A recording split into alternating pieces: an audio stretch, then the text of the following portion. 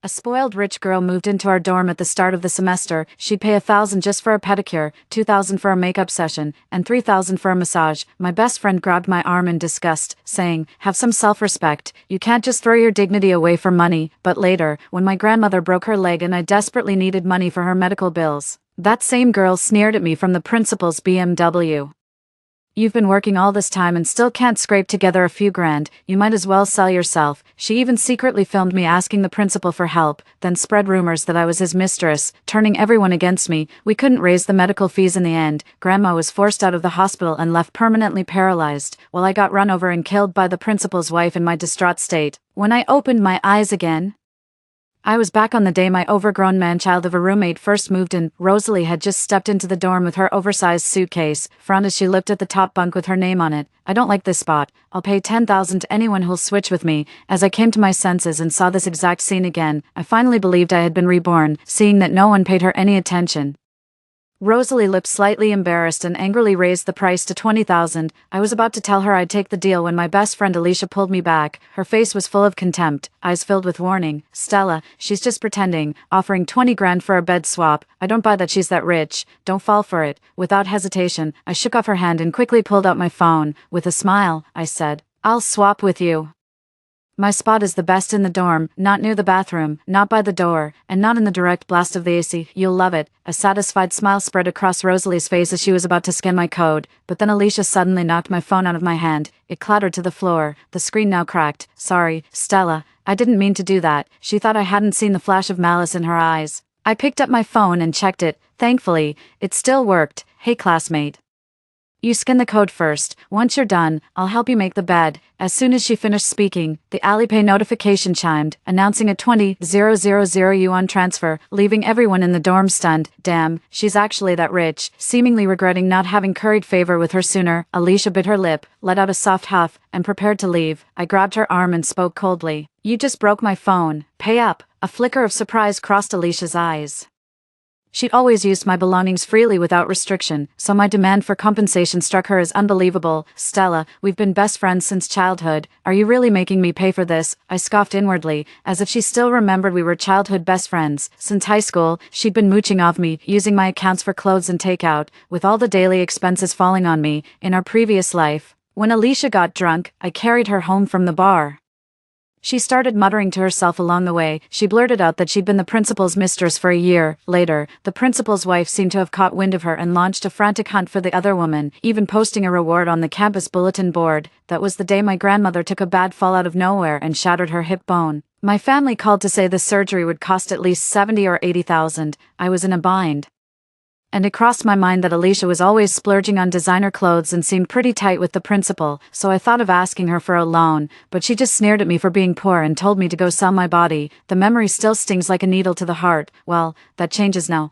Stella, I'm cutting ties with you starting today. You're not allowed to use any of my things from now on. Also, I just bought this phone yesterday for $12.99. Here's the receipt.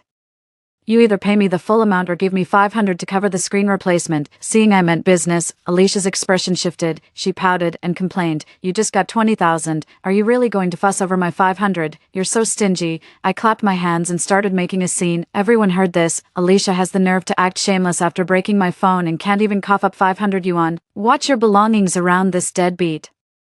Alicia bit her lip until her nails dug into her palms, tears welling up as she put on a pitiful act. "It's just 500 yuan. Why are you making such a scene? You work part-time every day. You'll earn that back in a couple days anyway. Besides, it was an accident. Why are you being so petty? And she considered you her best friend. You've got zero compassion." My roommate Marina rushed over to shield Alicia as if protecting her from harm.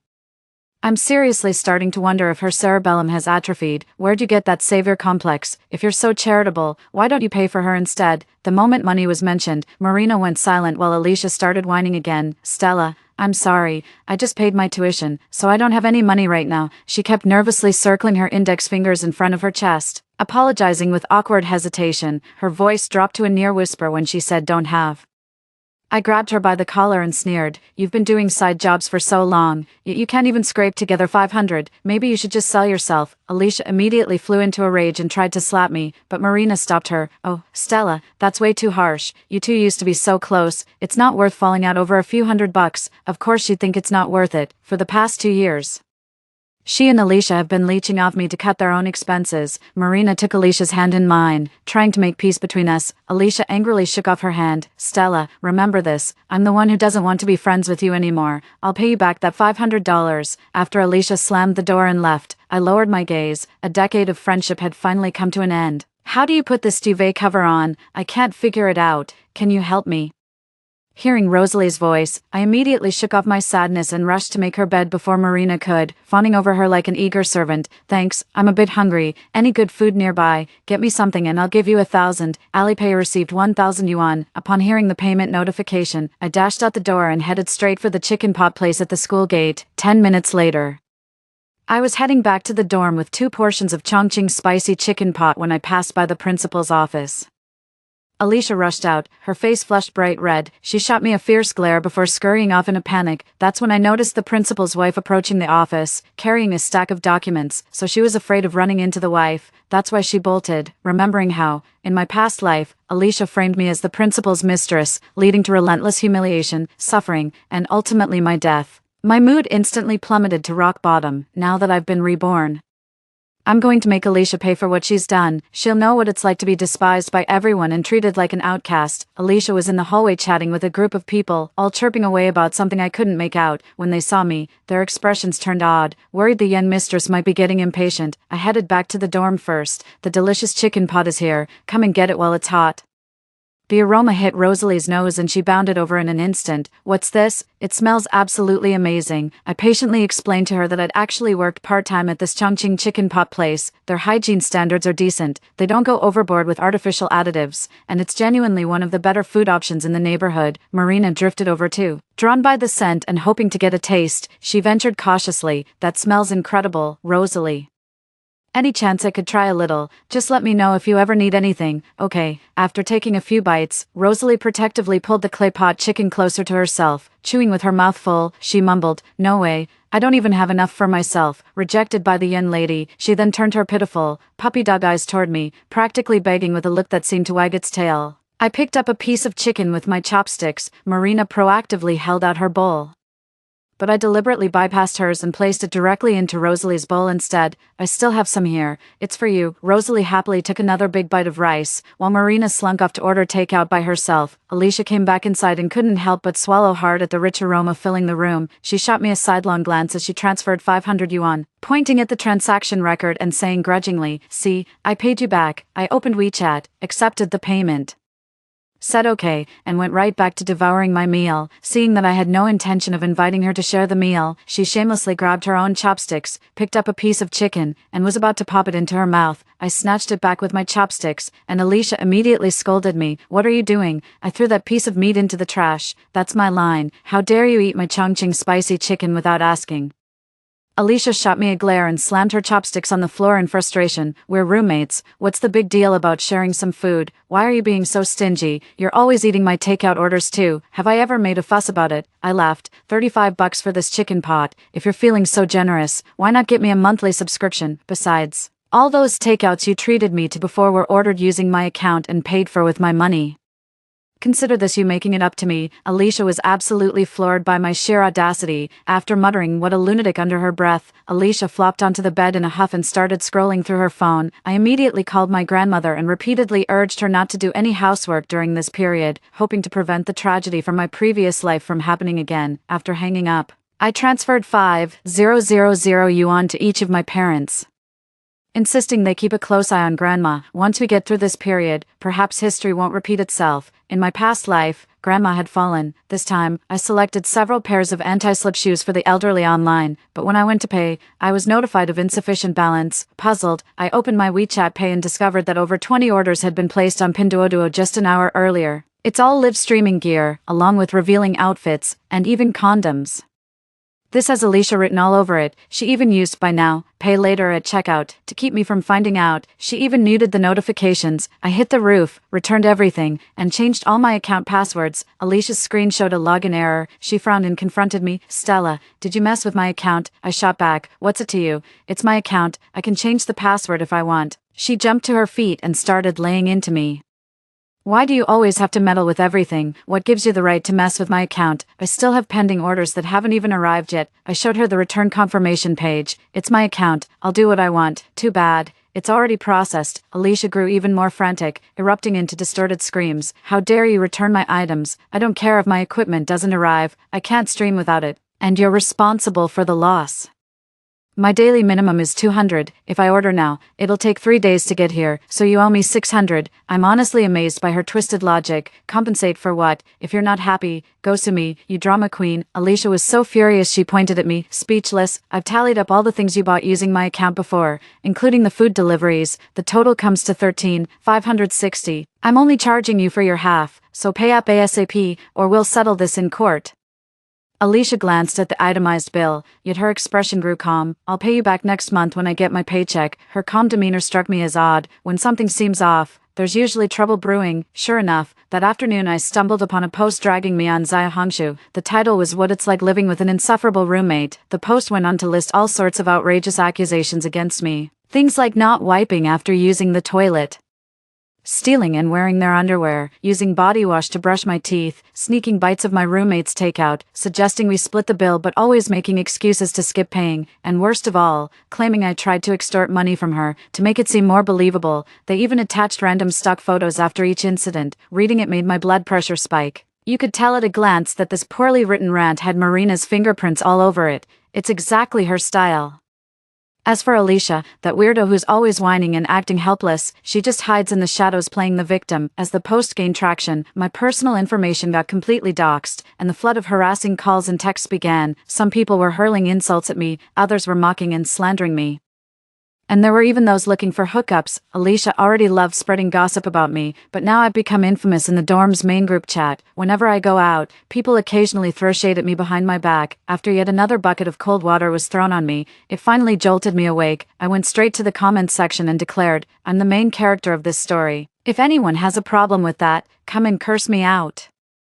I deliberately turned off the comments section and only allowed private messages after following. This strategy brought me 20,000 followers, and the number is still growing. Since she wants to play hardball, I'll play along. Just wait until I hit 50,000 followers. I made a detailed post about all the times Alicia freeloaded over the years, complete with various screenshots as evidence. Her comments section was instantly flooded, with the massive number of reports. Her account with 70,000 followers got suspended immediately. They quickly used a burner account to throw shade at me in the comments, got doxed again, cursed out their entire bloodline, and ended up with their account suspended. After being doxed, her life descended into complete chaos. She'd get tripped on purpose when going out, have cold water thrown on her in restrooms, and even received a paper coffin when opening packages. Her bed was never clean to begin with. But what finally broke her was finding a live centipede crawling out of her food delivery. She went to the principal, identified everyone who had bullied her, and had each one disciplined. That was the end of that. To her surprise, I wasn't on that list. She repeatedly urged the disciplinary committee to investigate me thoroughly, but with no evidence that I had schemed against her, they had no choice but to drop it. A few days later, as Alicia was humming a tune on her way to shower, I beat her to it and took all the toiletries, didn't even leave the toilet cleaner behind. Oh no, my shower gel and shampoo are still in there. I need to grab them before some cheapskate gets their hands on them. Alicia caught the sarcastic jab and stood there fuming, hands on her hips. Who'd want to use your stuff anyway? That cheap garbage isn't worth my time. I was just making a casual remark. Funny how some people always assume it's about them. Alicia's face flushed and then paled. Just as Rosalie spoke up with adorable cluelessness, oh no, I forgot to bring my shower gel. Can I borrow yours later? I called out loudly. Of course you can. Fuming, Alicia stormed out to take a shower in the dorm next door. I was planning to take a quick nap, but Rosalie kept making clattering noises in the bathroom, so I couldn't help but ask her, need some help. When I went over, Rosalie was clumsily washing her hair. She'd squeezed out way too much shampoo, and the whole bathroom was covered in suds. Yes, please help me. I got shampoo in my eyes and it stings so bad. Seeing this, I immediately helped rinse her eyes first, then smoothed out her hair. It took quite a while to get her cleaned up. Thank you. Please accept this small token of my appreciation. The moment I received Rosalie's 2,000 transfer, I spotted Alicia furtively putting away her phone. I'm certain she'd just taken photos of something. Sure enough, Her new account posted about me. Help, what should I do if my roommate is a lesbian? It's a video of me and Rosalie in the bathroom. The camera angle makes it look like we're kissing. The post went viral again in no time, with tons of people already giving her advice in the comments. Suggestions ranged from switching dorms and reporting the incident, to if you can't beat him, join him. It was quite the spectacle. Rosalie came across the post too and was so furious she slammed her phone down. She immediately transferred me 10,000 yuan and told me to get back at them for her. I was planning to hold off on playing with her a bit longer, but the boss gave the order, so this old servant had to step up. So while Alicia was happily engrossed in her phone, I pulled her in for a kiss, then snapped a photo with one hand while groping her chest with the other. While she was still stunned, I posted a real-time update. I'm not just pulling her, I'm pulling you in too, like it. She tried to snatch the phone to delete it, but I kept it firmly in my grasp. What are you standing there for, Marina? Get over here and help me. Marina was hesitating about whether to cross me, so I started trying to win her over. Marina, come hold her down. I'll give you 3,000, Marina. With a thunderous crash from the heavens, this humble servant makes her grand entrance. She pinned Alicia down with the force of a collapsing mountain. I scrolled through her phone's gallery and found tons of trashy photos, including one of me squatting bare-assed on the toilet. I thought this was just some catfight between sisters, but you're actually a total creep. What were you planning to do with these photos? Alicia turned her face away, refusing to engage. I already know what she's up to without her saying a word. She's just trying to spread rumors about me. I'm putting it bluntly right here. If you've got a problem, take it up with me. Don't drag anyone else into this. If you agree, I'll let you go. If you refuse, Marina and I will take turns locking you up. It's not like you show up to class half the time anyway. The teachers won't even notice you're gone. Alicia gritted her teeth, seething. You wouldn't dare. I flicked her nose hard. You think I won't? Seeing my glare was fiercer than hers, she backed down and agreed through gritted teeth. We reached a temporary truce. But our dorm room had already become infamous campus-wide. Some even nicknamed us Lesbos 601. Though the whole thing blew over quickly, I bet Alicia had a hand in this. Whoever does my makeup gets 2,000. Just as I was about to agree, Alicia eagerly scurried over. Rosalie, I can do makeup too. Let me do yours. Rosalie glanced at her, then at me and Marina. Alicia definitely had the upper hand in this area. She always put effort into her appearance, while I rarely wore makeup. I wasn't confident about pleasing our client, so I didn't argue with her, but to my surprise, Rosalie grabbed my arm. I'm used to you. You do it for me. Alicia chimed in with a huff. She never wears makeup normally. What kind of decent look could she possibly create? If she turns you into some ghostly mess later, don't come crying. Rosalie handed me the makeup bag, her big eyes sparkling as she gazed at me. Go ahead and do it. I just want a light, natural look, nothing over the top, okay?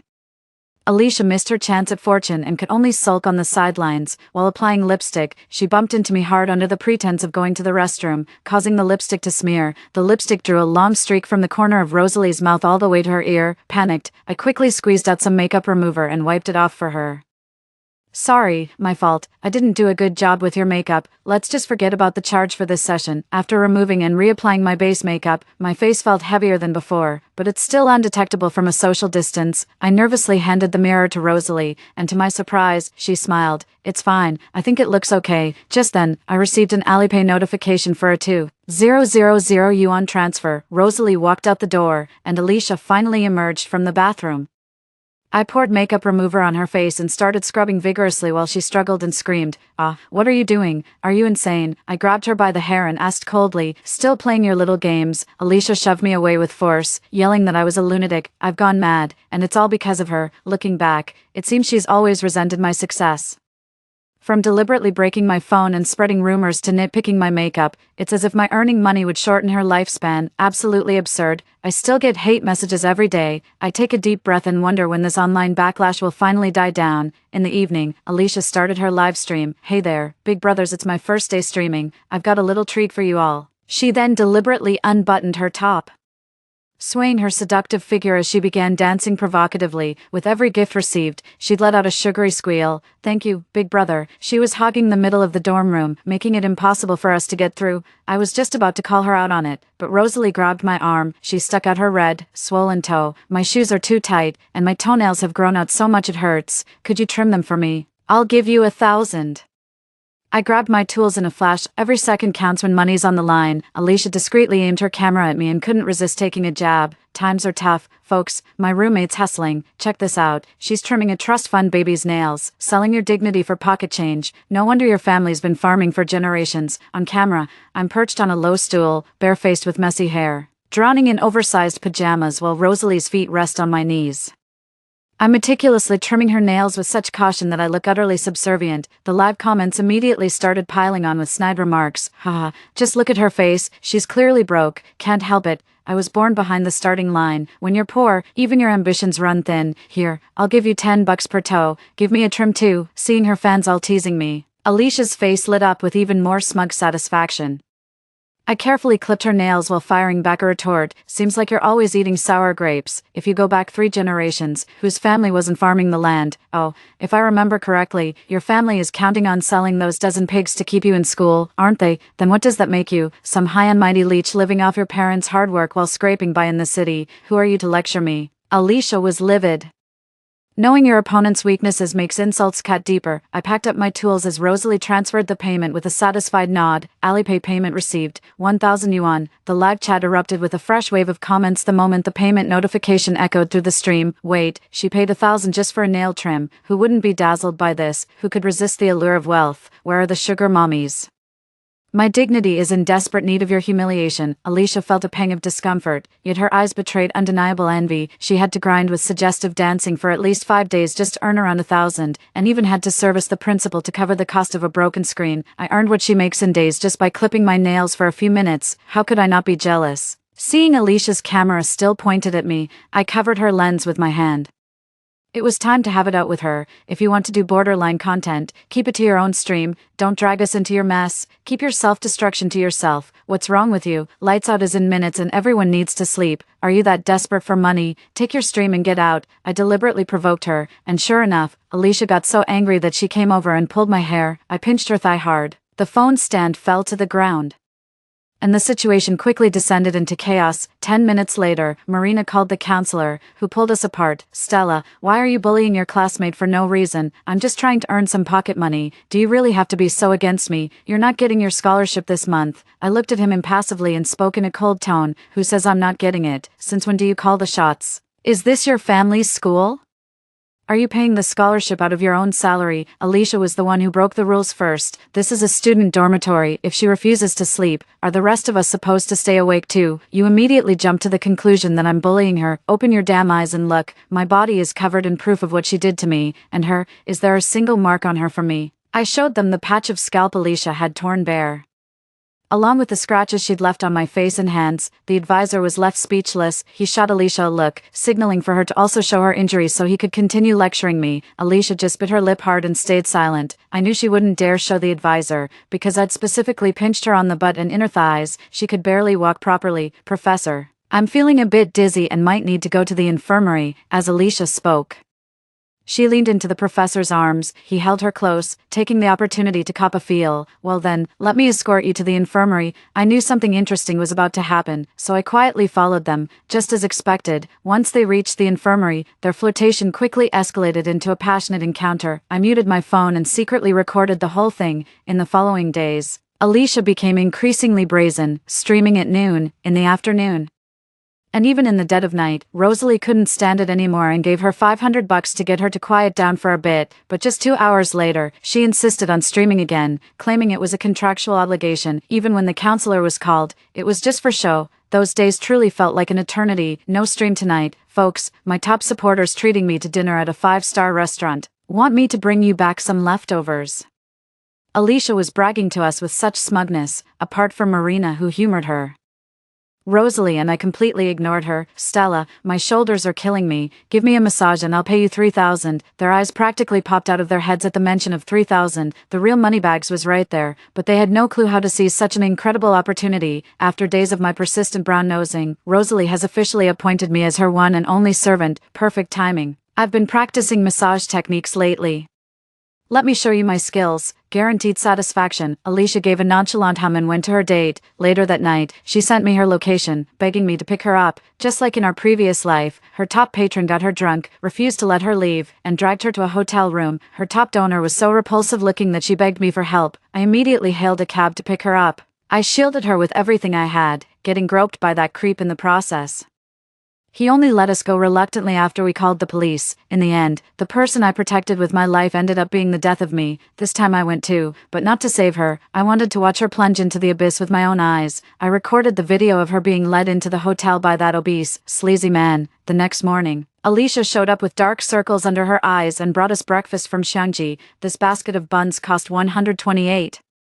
You've probably never had anything like this, right? My boyfriend specially bought them for me. Wow, Alicia, you're amazing. I've never had such expensive buns in my life. You're so lucky to have found such a wealthy boyfriend. Marina showered her with all kinds of compliments, making her absolutely delighted. Check out his photo. Tada, handsome, right? Alicia showed us the meticulously photoshopped picture she made for her top donor. Even with 10 levels of beauty filters and slimming effects, his features still looked pretty average. Stop staring. Stella, a guy like this is way out of your league. I rolled my eyes, sorry to disappoint, but I'm a lesbian. I'm not into men, especially not that type. Alicia's face twisted as if she just swallowed a fly. Just as she was about to speak, a phone call made her expression shift abruptly. A faint smile played at the corners of my lips. Oh, Alicia, your real fortune is yet to come. 3 hours later, she came back with a swollen, reddened face, limping over to me and glaring at me with pure venom in her eyes. Stella, come out here, I need to talk to you. Alicia forcibly dragged me away and shoved me against the wall. Was it you? You're the only one who knew my location last night. Why did you send that video to the principal? So you're here to confront me? I immediately played dumb and flat out denied everything. What did I do? You'd better explain yourself. What video? And what does the principal have to do with this? It wasn't you. You didn't come to City Light Hotel last night. Of course it wasn't me. I slept like a log last night. If you don't believe me, ask Marina. Alicia frowned, visibly frustrated but unable to vent. After a moment's thought, she seemed to rule me out as well. After all, she had never revealed her affair with the principal. What's wrong? What happened? Did someone hit you? I softened my tone, feigning concern for her. Her gaze toward me was somewhat complicated. No, I just took a fall. You should be careful. Someone as pretty as you shouldn't reveal your location so easily. You might attract creeps. All she saw in my eyes was sincerity. Recalling that the video was posted anonymously, she couldn't rule out that possibility. Alicia's expression softened, her eyes darting around thoughtfully. The next second, she was groveling with an apology. I'm sorry, Stella. I misjudged you. I've been so selfish. Completely disregarding your feelings. Can you ever forgive me? I didn't accept her apology right away. From what I know of her, when she starts sweet talking, it usually means she wants something. We can't be friends anymore. Let's just stay out of each other's way from now on. She was taken aback. In the past, no matter what conflicts we had, I'd always forgive her as long as she apologized. All right, about that Stella. I've injured my leg. Could you grab my paper from Professor Sue's office? I accidentally submitted the wrong one. Watching her wring her hands in desperation, it suddenly came back to me. In my previous life, she'd also asked me to retrieve something for her, but the next day I was publicly accused of stealing her thesis, with surveillance footage showing me leaving Professor Sue's office holding her paper. I had no way to defend myself, but that was a paper she hadn't even written. Yet she accused me of swapping it out of jealousy. In the end, I got a major demerit and lost my scholarship, while she secured a spot for graduate school without taking the entrance exam. At this thought, I clenched my fists, and my gaze toward her filled with hatred. What if I refuse? Alicia didn't expect me to refuse. She leaned in with a mischievous grin. If you don't help me, I'll stream all night every night, and you can kiss next month's scholarship goodbye. I had no choice but to pretend to reluctantly give in. Fine, I'll get it for you. But you owe me a favor in return. Alicia seemed taken aback that I'd make a request of her, since it had always been her making demands of me before. What kind of favor? It's not going to be a hassle, is it? I chuckled. Nothing major, just a small thing. How about you stop streaming after 11 p.m? Sound good? I can't do that. I still have my mortgage to pay. She almost blurted it out, but quickly cut herself. No way. We have to stream until at least midnight. That's my final offer. Fine, I nodded and left. No wonder she suddenly wanted to start streaming. Someone must have bought her a place. I'm working so hard just to pay off the mortgage. As I headed toward Professor Sue's office, Alicia secretly followed behind me, snapping photos while thinking to herself, this is in the bag. Just as Alicia was envisioning her scheme coming to fruition, Professor Sue called her away. Alicia, what's going on with your paper? Alicia wondered why the professor had sought her out before she could even complain about him. Seeing me in the office too, she immediately sensed trouble. Professor, Alicia made me do it. She told me to sneak the paper out, but I have no idea why she wanted it. Before she could speak, I stole the line she'd used in our previous life. Alicia stared wide-eyed at the professor. The professor isn't who she claims to be. I had no idea what was going on. She was the one trying to swap my thesis. If you don't believe me, check the video footage and security cameras. Alicia produced the video she had recorded, while Professor Sue, grim-faced, pulled up the surveillance footage. The footage showed that although I had entered the office and located her thesis, I never actually took it. Instead, I took a deep breath as if reaching a difficult decision, then covered my face and called Professor Sue in tears. "Professor Sue, my friend Alicia is threatening me to help her retrieve the paper for revisions, but I just can't do it." The surveillance footage shows my pained expression, as if I'd struggled with this decision for a long time. "What do you have to say for yourself?" Professor Sue asked her with a stern face, while Alicia bit her lip hard, her eyes red as she accused me. "Slander, it's all slander. This is just her one-sided story. What does that even prove? Anyway, I've already submitted my paper, and it's not like I was the one who stole it." I knew she'd stubbornly deny it, so I slowly turned on the voice recorder. After hearing the full recording, Alicia completely collapsed. She never expected me to be so cunning. Realizing there was no point in making excuses, she dropped to her knees, weeping pitifully as she humbly begged Professor Sue, "Professor, I was wrong. Can I rewrite it? Please, just give me another chance. Stella, can you put in a good word for me? Aren't we supposed to be friends?" I pretended to be scared and backed away from her, while Professor Sue let out a sigh. "Alicia, you've gone too far. If you didn't want to write my paper, you could have just told me. Threatening your classmates will only lead you down the wrong path." After the reprimand, they let us go. Just minutes later, a disciplinary notice was posted on the campus website and circulated across all the group chats. On October 19, 2024, our school received a report stating that student Alicia failed to submit her paper on time and threatened a classmate to retrieve it for rewriting. After investigation and verification, the above allegations were confirmed to be true. The following disciplinary actions have been decided. 1. Formal warning with a major demerit recorded. 2. Write a 3,000-word self-criticism essay for reflection. 3. The course will be directly marked as failed. We hope all students will keep these points in mind and avoid committing such infractions. Just stepped out of the office when Alicia cornered me in the hallway. "Well, Stella, I never knew you were so cunning and manipulative," I retorted with calm sarcasm. "Isn't this all thanks to you?" As Professor Sue approached from the office, Alicia snarled one last remark. "You're gonna get it." I gave her a scornful smile, completely unfazed. She's been throwing her weight around in the dorm every single day, and the dorm supervisor just turns a blind eye. That's why I've already teamed up with neighboring dorms to file a formal complaint against them. We should receive the results within the next couple of days. The principal's wife somehow found out he was having an affair. Furious, she had a huge fight with him and even posted a mistress wanted notice on the campus bulletin board. The reward was a hefty 100,000 yuan for anyone who could provide evidence. Along with her contact information, I quietly took a picture of the notice and headed back to my dorm with mixed feelings. That night, Alicia cranked up her singing and dancing even louder, clearly out for revenge. Meanwhile, I felt so dizzy and groggy that it took me ages just to sit up in bed. Someone from the dorm downstairs came knocking, but she didn't answer. It wasn't until they fetched the dorm supervisor that she reluctantly opened the door. "What's your problem? Why do you keep banging on our door in the middle of the night?" Alicia stood with her arms crossed, visibly annoyed, while the person from downstairs pointed at her and complained. "Oh, so you do realize it's late at night. Just because you're not sleeping doesn't mean the rest of us don't need to." "Exactly. It's like having a bar dancer right here, singing and dancing non-stop.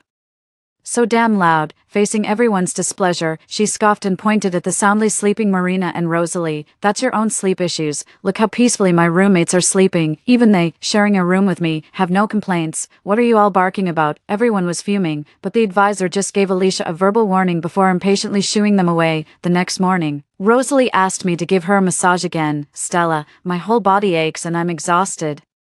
Could you give me a rub? I'll pay you." She was still yawning as she spoke. When I placed my hands on her shoulders, they felt completely weak. "What's going on?" I was giving her a shoulder rub with all my might when a message popped up in the group chat. It was the response to our joint complaint email. Someone would be coming to investigate after lunch today. According to the gossip in the group chat, the advisor's name is Jason, and his girlfriend Zoe happens to be on the disciplinary committee's investigation team. I pulled out the phone I had prepared earlier and waited for Zoe to arrive. Sure enough, at 12:30, 3 people wearing blue ID badges headed toward the dormitory building. I put on a hat and mask, then discreetly left an unlocked phone at the stairwell landing. A single swipe on the lock screen would reveal its explosive contents. As the trio chatted while climbing the stairs, The conspicuous white phone was immediately spotted. The tall guy on the left picked up the device. Oh, whose phone did this scatterbrain leave behind? Out of habit, they swiped the screen and were met with a steamy video of Alicia and Jason. The tall guy recognized Jason instantly. Zoe, isn't that your boyfriend? Zoe's face turned ashen. She snatched the phone, watched for a moment, then confiscated it. When she entered her dorm, she recognized the girl in the video. You're the one messing with my boyfriend, you bitch. Before Alicia could react, Zoe, after being slapped twice, she fought back by tackling the other person. The catfight between the two women drew a crowd of female students from the entire dormitory. Several anonymous users posted it online, and Jason ended up getting expelled. Zoe petitioned to become the floor advisor, specifically to make things difficult for Alicia. The official notice stated that Alicia was only deemed morally corrupt, with no substantial disciplinary action taken against her, but she's already been permanently branded as a homewrecker, a loose woman, and a slut. Now she bundles up completely whenever she goes out, terrified of being recognized. She's constantly afraid rotten eggs will come flying at her head any second. She was still streaming that night, but much more subdued than before. I started yawning the moment I sat on the bed. Rosalie was the same, and when I looked at Marina, I could tell something was seriously off. She hadn't been to class for days, barely left her bed except to eat, and her whole body looked somewhat swollen. Stella, give me a massage. I'm exhausted. Rosalie yawned again, completely worn out. This was the third time she'd asked me for a massage today. While earning extra cash is nice, something feels off, really off. I walked over to check on Marina. Her face was swollen and flushed. She was struggling to breathe as if holding her breath, and I could see her wincing in pain. I immediately dialed 120. When Alicia heard me making the emergency call, her expression shifted from confusion to panic. I knew she was involved in this, so I told her to get the oxygen tank from the infirmary. Why should I be the one to go? If you take any longer, Marina will die. Do you want her to die? Alicia trembled all over, hesitated for a moment, but still ran to the infirmary. I helped Marina sit up against the wall, gently patting her back to ease her breathing. 10 minutes later, Alicia returned with an oxygen tank, and Marina's breathing improved after using it. Half an hour later, Marina was taken away by the ambulance. Alicia hastily grabbed a few small bottles from the cabinet and stuffed them into her pockets. Seeing her about to leave, I called out to stop her. Where are you off to? The trash is full. I'm just going to take it out. After knowing her for so many years, I could tell this was her guilty conscience showing. She never takes out the trash, and now suddenly she's offering to do it. I quietly followed her and saw her throw away the trash, then toss a few small bottles, which I quickly picked up. I couldn't understand most of the English text, but one word caught my attention: Valium. Alicia, you're absolutely insane. I carefully preserved the evidence and continued following Alicia. I saw her sneakily make a phone call, then head straight to the principal's office. My heart raced. The long-awaited evidence had finally arrived. I carefully pressed against the window and saw them lock lips the moment they met. So you still remember to come find me after cheating behind my back? Alicia wrapped her arms around his waist and cooed. The advisor forced me into it. He had photos of us together, so I had no choice but to. So that's what happened. The principal's expression softened. He turned and embraced her, while Alicia playfully tapped his chest. Lately, I've been too scared to even step outside. I'm terrified your wife might track me down. She's even put out a bounty to find the other woman. Well, what can I say? Guess I'm just blessed with a fortune. If all else fails, just divorce her, Alicia tentatively suggested. And the principal's expression instantly darkened as he released her. No, she's my public image. If I divorce her, all these years of careful planning would go to waste. Alicia knew he wouldn't divorce her, but hearing it straight from his mouth still stung. Then what should I do? If she finds me, she'll beat me to death. The principal wrapped his arms around her from behind and smirked slyly. We just need a scapegoat. Universities may lack many things, but they're never short of students. Alicia suddenly had an idea. I know who to ask. Who? Stella. Even though we're friends, she's always been incredibly annoying. The principal gently booped her nose. Even betraying your friends. You're terrible. Alicia coquettishly pouted at him, and the two began getting intimate, using an affair partner as a scapegoat. I can't decide if that's ingenious or just plain evil. I fought back the nausea and managed to finish recording the video. Right up until the moment she stepped into the principal's office, I was still hesitating about whether to expose their relationship. After all, in this lifetime, Grandma is safe and sound, yet she never once considered leaving me any way out. 2 streams of hot tears fell onto my phone, and in that moment, all my reservations vanished. The next morning, the principal's wife dragged Alicia to the playground and beat her half to death. While a censored video of her with the principal played on a loop on the screen, the whole school erupted in chaos, and I didn't waste any time. I tracked down Marina, who had just woken up. After explaining the whole situation to her, she agreed to join me in pressing charges against Alicia for attempted murder. I also got Alicia's various social media account details from Marina. She posted all sorts of bizarre and disgusting incidents from her dorm life, along with 3 edited videos with censored content. Just before her arrest, Alicia logged into her account again. Her world completely fell apart. Her comment section was flooded with her personal banking details, and netizens were threatening to track down her and her family for revenge. Alicia was so terrified she nearly wet herself, but the real storm was yet to come. We jointly sued her for premeditated murder, and with a solid chain of evidence, she was sentenced to 7 years in prison. Due to the career scandal, she breached her contract and had to pay the agency 200,000 yuan. The house was purchased with the principal and his wife's joint assets, and the court ordered the return of the 500,000 yuan down payment. Alicia's parents were so ashamed of her that they didn't even deposit any money for her commissary after learning she was imprisoned. When her grandmother found out, she sold a pig overnight to raise funds. On the way to the prison, her grandmother took a bad fall. The family couldn't scrape together the 80,000 yuan for her treatment, leaving her grandmother permanently paralyzed. The sky was bright and sunny, yet Alicia remained trapped in her own gloom, unable to break free. I'd always wondered why she seemed to resent my happiness, so I wrote her a letter. I made sure to tell her about her grandmother's fall. In her reply, she first refused to believe me and lashed out, then desperately begged me to save her grandmother. Finally, she scribbled over those 3 words so heavily, I saw it, and fell silent. I'm sorry. The end. Story 2. My sister and I, as human priestesses, were chosen by the 4 Divine Beast clans to ascend as celestial consorts. The Divine Beasts' bloodlines had weakened over millennia without new divine offspring, threatening their celestial standing. In my past life, I was the elegant azure dragon Saren and bore his dragon heir within 3 moons. Overjoyed, Saren crowned me Dragon Queen, elevating his clan to supremacy among divine beasts. My sister was captivated by the white tiger Cain's ferocity, but after marrying him, she failed to conceive a beast child. In fury, he cast her down the immortal slaying platform, shattering her celestial bones and severing every meridian. Consumed by vengeance, she seduced the demon lord to storm the 9th heaven. Her first act was piercing me and my dragonling with 10,000 arrows. When I opened my eyes again, I'd returned to the day of the beast husband selection, as my sister feigned weakness to collapse into the azure dragon deity's arms, her breath whispering against his neck. I knew she'd been reborn too, but dear sister, how do you think my beast child was conceived? May you endure this endless torment in my stead for all eternity. Divine Saren, I've no strength left. Won't you listen if my heart still trembles? Lavinia weakly pressed a hand to her brow before collapsing into the azure dragon Saren's embrace. The way she was preening told me she'd been reborn too. The wedding priests exchanged shocked glances, stunned by the human realm saintess acting so brazenly wanton. In our past life, when we were both sent to become beast consorts, she was the first to make her choice. Only 3 of the 4 divine beasts had arrived. The azure dragon Saren was noble and refined, while the vermilion bird Zephyr flaunted his flamboyant, somewhat effeminate charm. Only the white tiger Cain stood tall and mighty, with chiseled 8-pack abs radiating raw power and dominance. Drawn to masculine partners, she chose Cain without hesitation, yet no one anticipated Cain's violent temper, treating women as playthings. He nearly beat his sister to death merely for her infertility. Meanwhile, the azure dragon Saren showed me unwavering tenderness in private, while we appeared as celestial soulmates admired throughout the immortal realm. 1. So she blamed everything on me, then descended to the mortal realm and bewitched the demon lord into wreaking havoc in the heavenly realm. She bound me and my dragon child Soren with immortal binding ropes, unleashing countless swords upon us until we perished in agony. Soren had just learned to speak then. Hearing his pitiful cries in that tender, milky voice shattered my heart into 1,000 pieces with grief.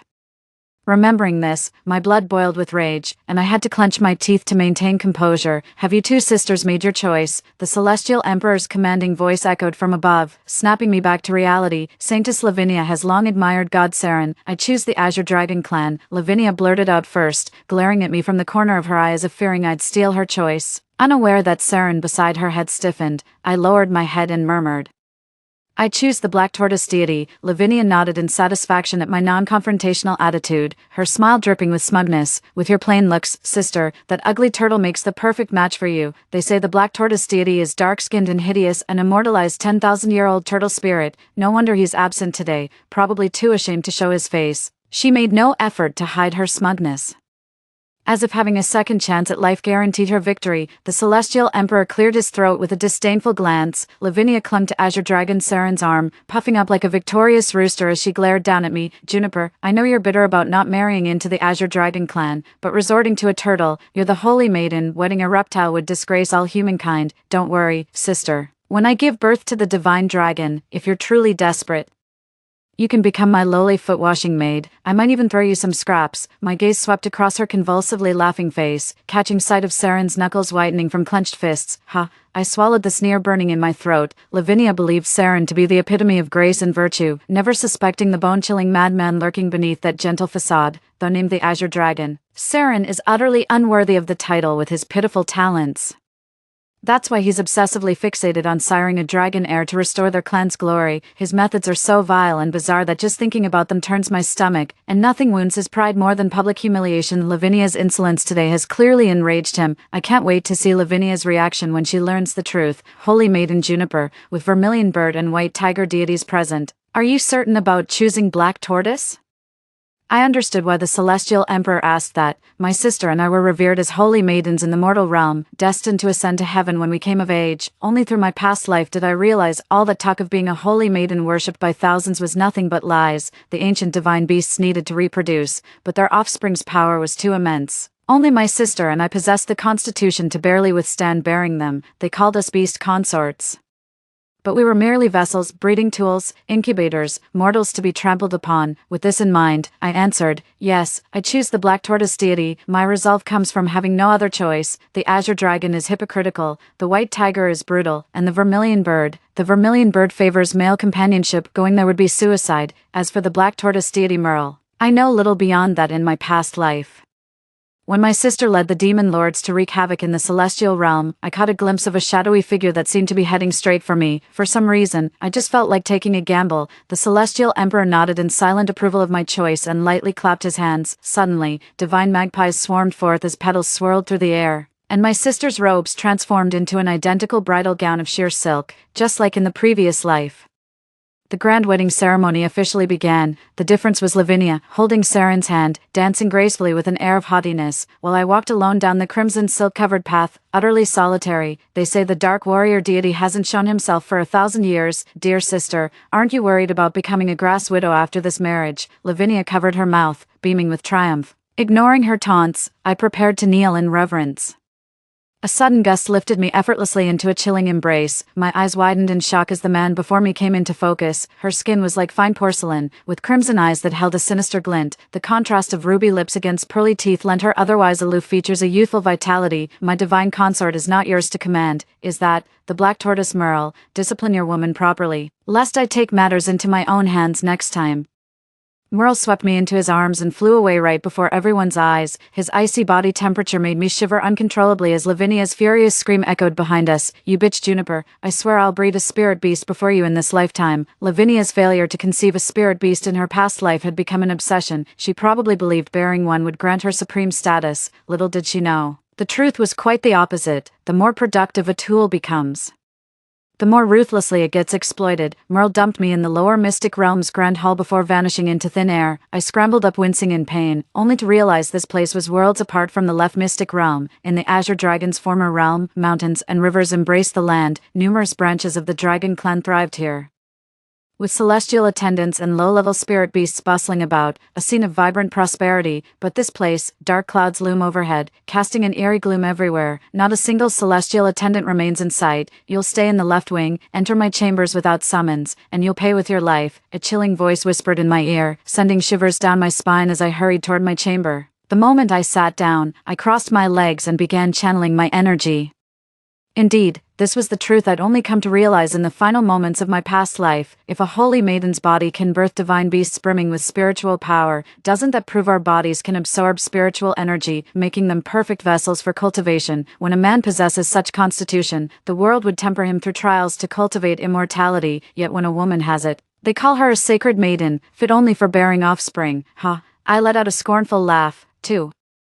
I refuse to bow to this fate. Since deities show no mercy, I'll forge my own path through cultivation. Merle's a bit eccentric, but he doesn't seem interested in mating or bothering me, so I've got plenty of time to cultivate. The month passed uneventfully, all my meridians feel unblocked, my spiritual energy has leveled up significantly, now I can materialize condensed energy, maybe it's just me. But the spiritual energy here seems to be growing more abundant by the day.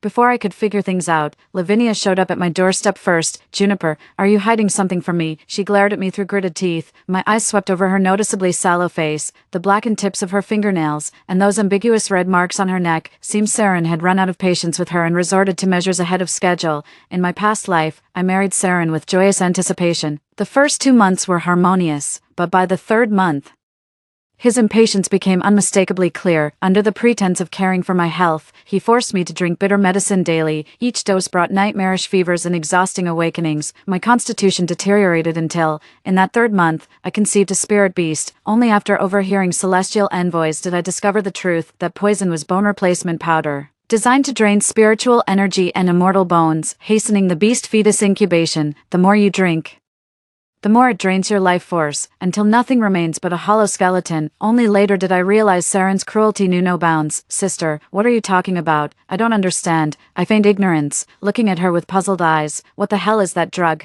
Tell me now. She grabbed my wrist with a threatening glare. What drug? I don't know anything. What am I supposed to tell you? Am I the only one who got reborn? Lavinia stood dazed, her mind clouded with confusion.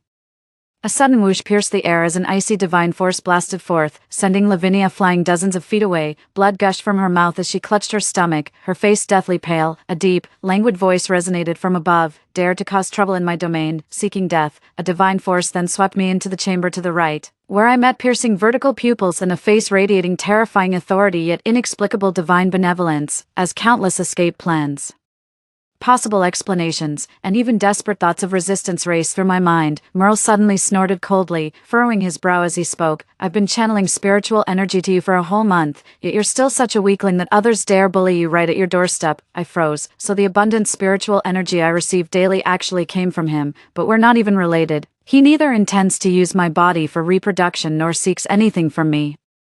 Why would he give me his energy? As I pondered this, I heard him rest his chin on his hand and murmur, could it be, you've grown dim-witted? Sensing Merle's temper had cooled, I batted my lashes and looped my arms around his neck. Since cultivating spiritual power alone was too slow, I'd use every resource at hand, including men. For a whole month prior, his door remained firmly shut against me. Now the opportunity was within reach, I wouldn't let it slip away. Merle, who had been sizing me up moments ago, darted back onto the bed with a hissing warning. His jet-black hair cascaded over his shoulders, the robe carelessly hanging open. Though frowning, he exuded a strangely alluring elegance in his languid disarray. I know you haven't been sleeping well, my lord. Let me help you. For the past month, every night I've endured the unbearable sound of scales scraping against the floor. I wasn't sure before, but catching sight of the crimson on his serpent tail, I knew he'd endured endless torment. As the mortal realm saintess, I happened to possess means to ease such suffering. Under Merle's watchful gaze, I cautiously approached him, yet just as I neared him, his serpent tail coiled around me, flinging me violently against the ground, where razor-sharp scales sliced through my flesh like blades, blood soaked through my robes, the searing pain bringing me to my senses. Before me stood the black tortoise deity,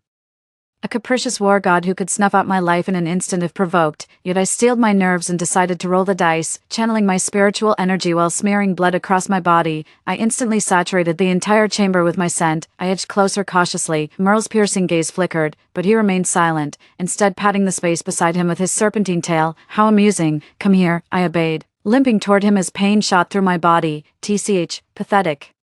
Merle coiled around me and gently placed me beside him, channeling a bit of spiritual energy that instantly healed my wounds. I knelt properly beside him and began radiating my own spiritual aura. Merle gave me a sidelong glance before lazily closing his eyes, soon drifting into deep slumber. As I rubbed my sore legs and tried to get off the bed, I realized Merle's serpentine tail had silently coiled around my calves. Just as I reached to untie it, he instinctively pulled me into his embrace.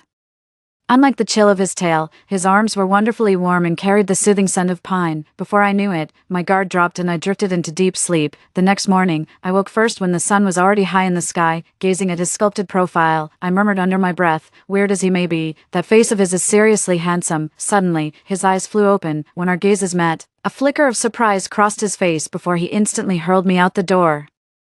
You'll attend to me every night from now on, and stay away otherwise. Don't think I don't know what you're scheming. I rubbed my aching back in exasperation. What a typical hit-and-run guy. For the next month, Merle clung to me every night. Sometimes I worried he might try something, but he seemed to have no such intentions, just treating me like a body pillow. His sleep improved remarkably, his mood lifted, and he even started giving me occasional guidance during the day. With his guidance, my spiritual power advanced by leaps and bounds. Not only did I establish my foundation, but my internal energy visibly condensed at astonishing speed, breaking through to the golden core stage. Feeling this complete bodily transformation, I was genuinely overjoyed. Merle wore a proud expression too, clearly thinking the student shows promise. When the third month came around and word spread of Lavinia's imminent labor, I asked Merle to accompany me to the Left Dominion. The entire Left Dominion was buzzing with joyous preparations for the dragon whelp's arrival. Even the divine Saren was radiant with delight, welcoming streams of guests to witness the dragonling's birth. As the human saintess, I could feel occasional malicious gazes lingering upon me. The divine being White Tiger Cane even grabbed a lock of my hair, toying with it while giving me a provocative look. Little beauty, that worthless serpent can't satisfy you, can he? Why not come with me instead? I've got ways to send you to heavenly bliss. I channeled sword energy through my fingertips and cleanly severed that strand of hair. His face twisted in shock and indignation at the perceived insult.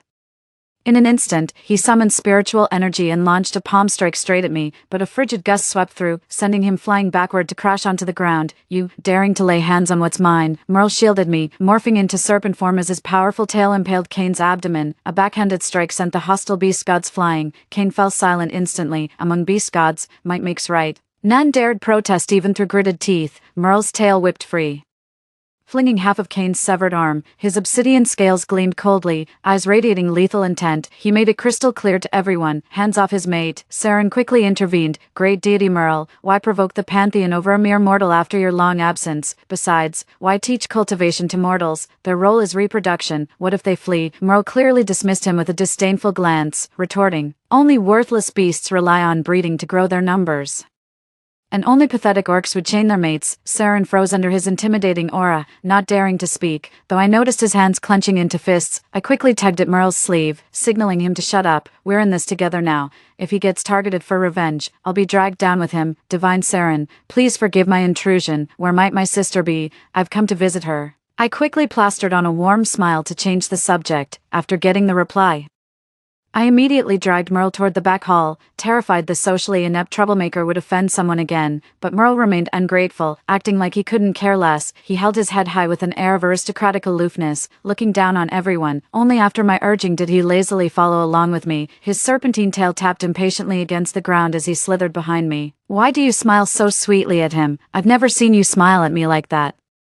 His towering orc frame practically engulfed me, leaving me utterly flustered. Back then I was the one eagerly fawning over him, yet he kept pushing me away. Now he's blaming me. I mumbled, well, maybe if you weren't so damn high maintenance. What was that? Merle wrapped his arms around me from behind. Ever since we started sharing a bed, he'd grown accustomed to keeping me within intimate proximity, even in public. He saw nothing improper about it. I hurried along with my head down.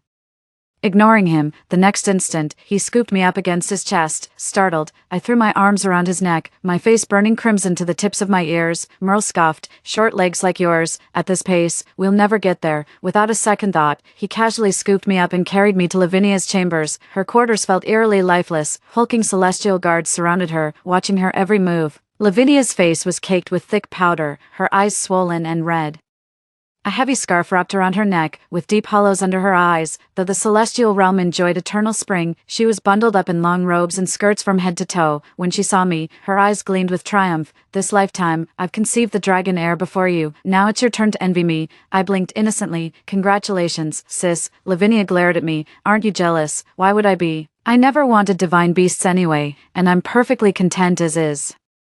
I deliberately linked arms with Merle, finally drawing Lavinia's gaze behind me. As if struck by lightning, her voice shot up an octave as she sprang to her feet. Isn't Xuanwu just a turtle? Then why do you always get the best? Why are all men drawn to you? Why? Merle frowned. Madwoman. Then suddenly, Lavinia burst into laughter. Whatever, in this life, I'll bear countless beastlings, once the dragon can prosper.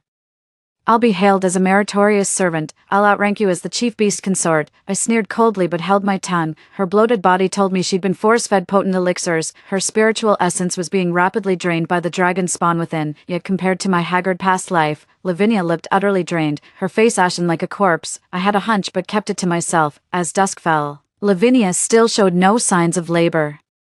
Saren's expression darkened while the waiting celestial officials grew increasingly impatient. In my past life, I was force-fed medicine during my beastkin pregnancy, making the delivery excruciatingly difficult. The dragon beast's birth was a divine sign. Rolling violet clouds and intermittent thunder heralded the arrival of a sacred creature. As hours passed without movement in the hall, many celestial officials began departing, late into the night. Merle grew impatient and prepared to drag me away. A sudden thunderclap split the clouds as commotion erupted from the inner chamber. Help! The holy maiden can't deliver the baby. There's so much blood. Saren and several divine lords rushed in as a heart-wrenching scream split the air, and lightning tore the heavens asunder. Lavinia was finally born, but Saren stormed out of the inner chamber with a darkened face. Trailed by several Azure Dragon tribesmen whose complexions shifted between red and green, the celestial messenger revealed that Lavinia's difficult labor was caused by carrying not just one, but multiple draconic offspring. What should have been a joyous occasion turned grim when the 4 dragon whelps she birthed became entangled into a single mass. Limbs fused with legs, tails coiled around necks, the creatures had grown together into a grotesque flesh orb. The traumatic delivery caused catastrophic hemorrhaging that nearly claimed her life. The memory of my past life flashed through my mind, draining the color from my face. Merle's almond-shaped eyes swept over me as he frowned impatiently and pulled me into his embrace. You're such a handful, came looking for trouble yourself. And now you're scared stiff, after he brought me back. I developed a fever and started having nightmares. He gently tapped my back with his serpent tail, surprisingly tender. If you don't want kids, then don't have them. Getting scared just from watching childbirth. Pathetic. Watching Lavinia give birth made me think of my innocent child Soren from my past life. I was lucky enough to be reborn. But where is he now? Heart heavy with sorrow, I pushed Merle away for the first time. Instead of the expected anger and complaints, I felt a refreshing spiritual energy wash over me, nourishing my entire being. Don't be afraid, I'll stay with you. Merle's voice came from behind me, and I suddenly felt an inexplicable sense of peace, drifting into deep sleep. When I woke again, 3 days had already passed. I heard Lavinia was desperate to see me, but Merle kept turning her away. Only now did I learn that Lavinia's quadruplets were stillborn, passing shortly after birth, leaving her severely weakened. The immortals whisper that her children weren't sired by the Azure Dragon deity, but by lesser draconic kin, for, in a fury, Saren dragged Lavinia to the lightning tribunal, ready to unleash the thunder whip upon her. At that moment, Lavinia revealed the truth with a heart-wrenching cry. The seemingly elegant Azure Dragon deity was actually impotent, forcing her to drink potions while employing dark magic in bed. He used her blood in sacrificial rituals to activate his dragon essence for impregnation.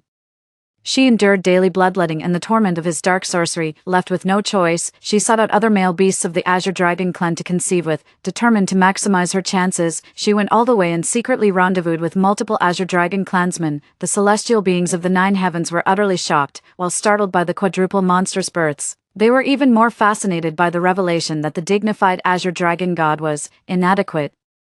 Saren's face darkened with fury, vowing to skin Lavinia alive and cast her down from the celestial realms. But just then, the white tiger cane arrived and forcibly took Lavinia away. Get out. Before long, Lavinia somehow became pregnant again. She swaggered up to me with her belly protruding prominently. How about that? Don't flatter yourself thinking you're the only one men fancy. I could have anyone I want. Her behavior left me speechless and disgusted. After what Kane did to her in her past life, I can't believe she'd go back to him in this one. Is she really incapable of living without clinging to some man? She kept ranting. What's so great about Merle? Still couldn't get you pregnant with a divine beast. Face it, you're just a barren hen, perfect match for that worthless turtle of yours. A sharp smack rang out. My palm struck her face, leaving an immediate red welt. You think everyone's as man-obsessed as you are? Is your worth as the holy maiden just breeding children, clinging to men for survival, and constantly putting me down to make yourself feel better? Lavinia, let me make this clear. I've never forgotten the grudges from our past life. This time, I'll make you repay them 1,000-fold. Lavinia's eyes flashed with shock before twisting into madness. Haha, Juniper, I knew you'd been reborn too, even if we were reborn 1,000 times. You'd never best me. You lack the ruthlessness, you're simply not worthy to challenge me, I scoffed coldly. Haven't you noticed your health deteriorating? Lavinia's arrogant smile faltered. What do you mean? I merely smiled faintly and turned away with a sweep of my sleeve. She still tried to chase after me, but with a casual flick of my hand, I sent her flying meters away. She crashed against a rock, coughing up blood. I froze in shock. Since when had my spiritual power grown this formidable? By the time I returned to the lower Xian realm, dusk had fallen. As usual, I headed to Merle's chambers, yet unexpectedly, he didn't open the door for me. I simply thought he was in a bad mood and didn't pay much attention, but in the following days, I still couldn't get him to open the door, or even catch a glimpse of him. Without overthinking it, I proceeded with my plan and went to Lavinia's chambers. Just as I expected, Lavinia began to panic after hearing what I said. Saren force-fed her bitter tonics, and coupled with delivering a stillborn, she was already frail. Now pregnant with tiger cubs again, she looked even more haggard than during her first pregnancy. She couldn't stop retching, couldn't keep food down, and lashed out at her celestial attendants, who dared not protest the abuse, so she ordered her servants to gather rare celestial treasures, consuming these potent supplements without restraint. That wasn't enough. She ordered Cain to seize the mystic heaven pool from the vermilion bird's divine territory. She used its waters to rejuvenate her beauty and heal her body. Before long, she truly regained her original youthful vitality. Now carrying a divine beast in her womb, she could swagger through the white tiger hall with impunity, while Cain doted on her every need. Perhaps she's settling an old score from their past lives. Or maybe she's just reveling in her triumph.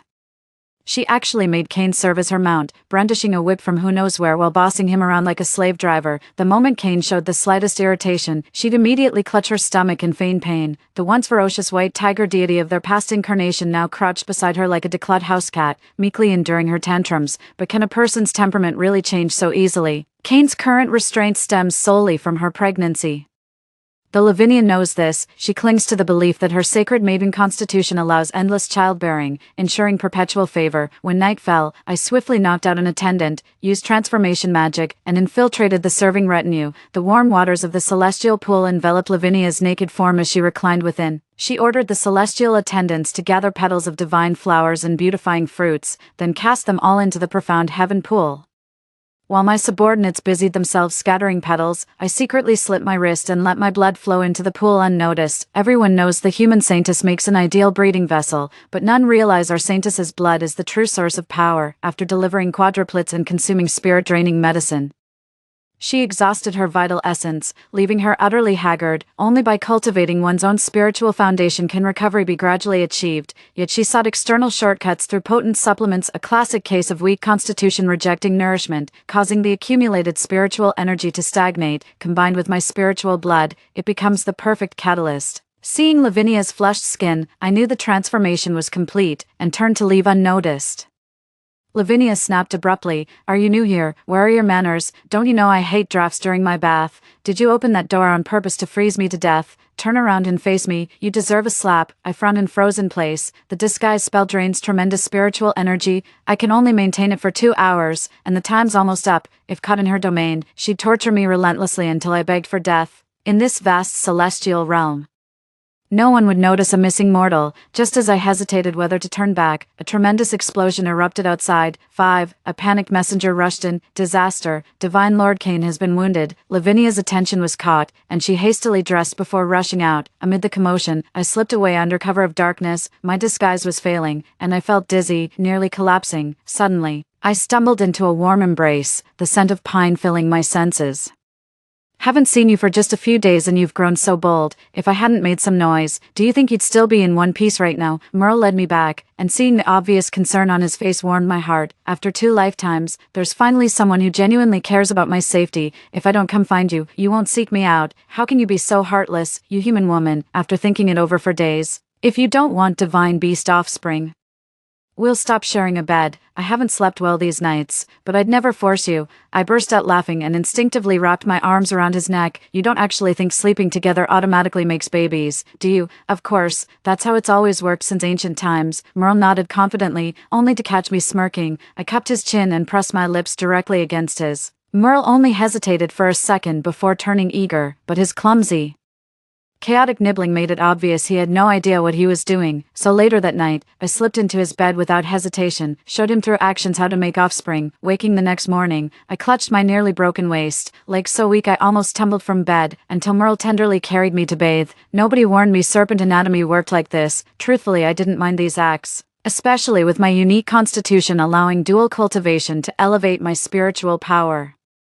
In that case, I might as well take matters into my own hands, but Merle seemed to have developed a taste for it, and from that day onward, things spiraled out of control. Even knowing I was using him for practice didn't bother him. Honestly, why bother getting stronger? As long as I'm here, no one will dare bully you. Playing with his hair, I casually remarked, "It's not like you'll always be by my side." Suddenly Merle helped me sit up, locking eyes with me. "You are my mate. Unless I die or you reject me, I will never betray you." His eyes brimming with sincerity, he pressed a kiss against my waist. A searing heat spread through my abdomen as a serpentine mark materialized on my hip. "Today I forged this bond with you. Not only will you wield my spiritual power and come and go freely in my domain, but should I betray you, the backlash will reduce me to a powerless cripple, Juniper. I mean this with all my being." We black tortoises bear carapaces weighing 1,000 pounds, while serpentine venom courses through our veins. The constant pain drives us into prolonged slumber, cutting us off from love and the outside world, yet our divine might knows no equal, and when we choose a mate, our devotion remains absolute. Tears welled in my eyes as I met his solemn gaze. How wonderful, after 2 lifetimes, I finally have someone to hold and cherish. Just as we were bearing our hearts.